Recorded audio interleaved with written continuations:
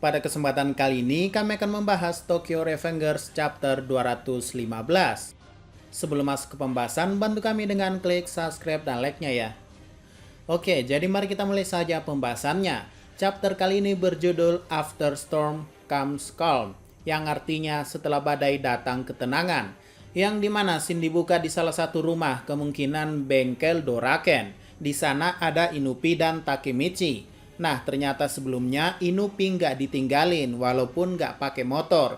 Kemungkinan jalan kaki dan tak diantar siapapun. Yang menjadi kesimpulan, Inupi saat ini tak bergabung pada geng manapun, baik Rokuhara Tandai maupun Brahman. Bisa dibilang Inupi sekarang dalam posisi netral, alias no geng. Sama seperti teman-temannya yang ada di Toman, seperti Pachin, Mitsuya, Hakai, dan yang lainnya. Tak terikat oleh apapun.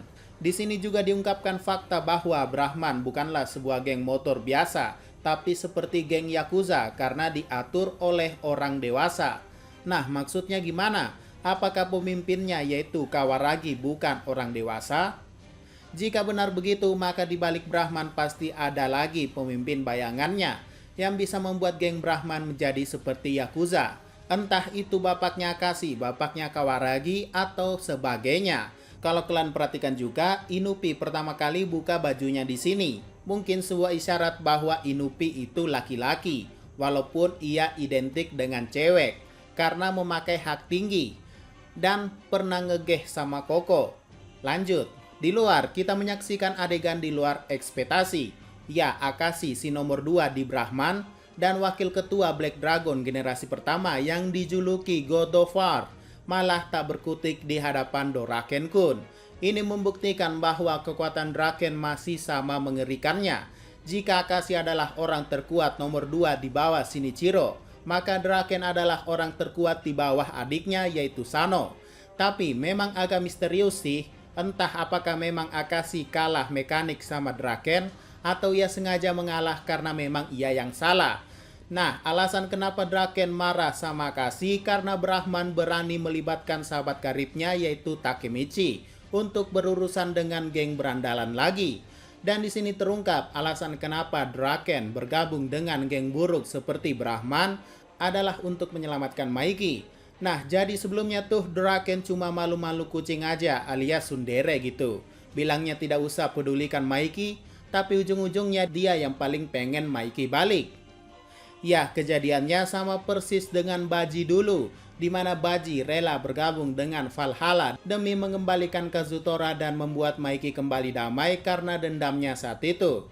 Nah, yang menjadi pertanyaan awalnya adalah apakah Doraken akan bernasib sama dengan Baji? Ya, maksudku apakah mereka akan mati demi membawa pulang temannya? Entahlah, kita nantikan saja.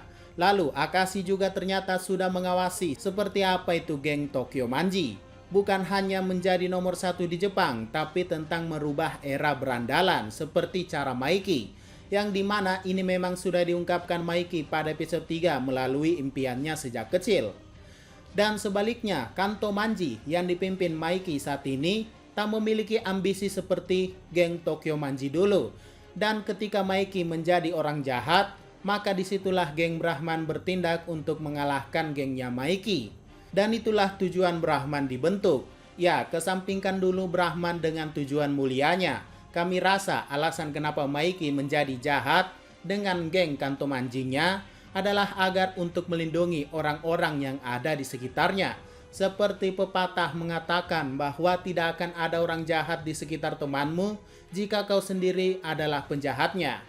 Nah, maksudnya kurang lebih, jika Kanto Manji atau masa depannya Bonten berjaya, ini artinya Maiki sudah menjadi bos orang jahat.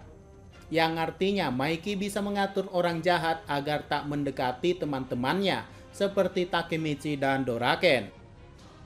Oke, lanjut. Mendengar hal ini, Takemichi juga ikut berpikir karena memiliki tujuan yang sama, yaitu mengalahkan Maiki dan membawanya kembali. Dan itulah tawaran Kawaragi kepada Takemichi agar bergabung ke geng Brahman, yang juga sudah kami prediksi di chapter sebelumnya. Karena Draken sudah bergabung, ya masa iya Takemichi mau sendirian aja, apalagi bentuk geng baru, rasanya mustahil. Karena sedari awal Takemichi tak mau melibatkan teman-temannya yang memiliki masa depan. Nah, dalam kasus ini kan Draken sendiri yang nggak mau terlibat, tidak diajak Takemichi. Jadi, ya sekalian aja Takemichi dan Draken, dua orang anggota Toman yang memiliki tujuan yang sama. Tapi Draken sepertinya tidak setuju jika Takemichi gabung Brahman dan bersiap menjadi musuh Brahman jika hal itu terjadi. Tapi Takemichi akhirnya memutuskan bahwa ia akan bergabung ke geng Brahman. Dan Draken pun menghela nafasnya dan setuju saja jika itu keputusan Takemichi sendiri. Dan setelah resmi bergabung, Kawaragi Senju langsung menyuruh Takemichi sebagai pembawa payung dan menjadi babunya. Ya, flashback lagi kan di mana Takemichi jadi babu juga sebelumnya. Contohnya menjadi ojeknya Maiki di awal pertemuannya. Sekarang yang dilayani Takemichi adalah Kawaragi. Dan Kawaragi Senju mengajak Takemichi untuk bertemu dengannya besok di Harajuku pada jam 3 sore. Dan sesampainya di sana, tak disangka-sangka yang muncul adalah Kawaragi Senju dengan penampilan feminimnya. Yaps, ternyata Kawaragi Senju adalah perempuan, bukan laki.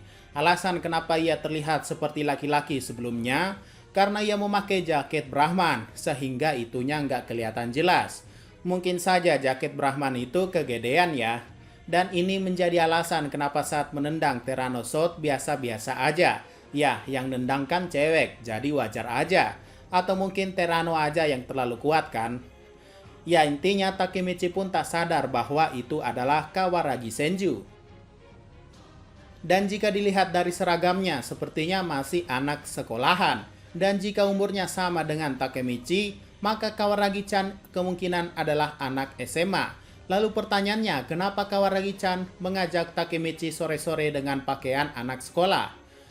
Oke, kami akan buatkan teorinya dan prediksinya. Pertama, kemungkinan besar Kawaragi ini aslinya tidak sekolah, tapi pakai pakaian sekolah agar Takemichi mau mengajarinya sesuatu. Ya, sesuatu seperti belajar matematika contohnya.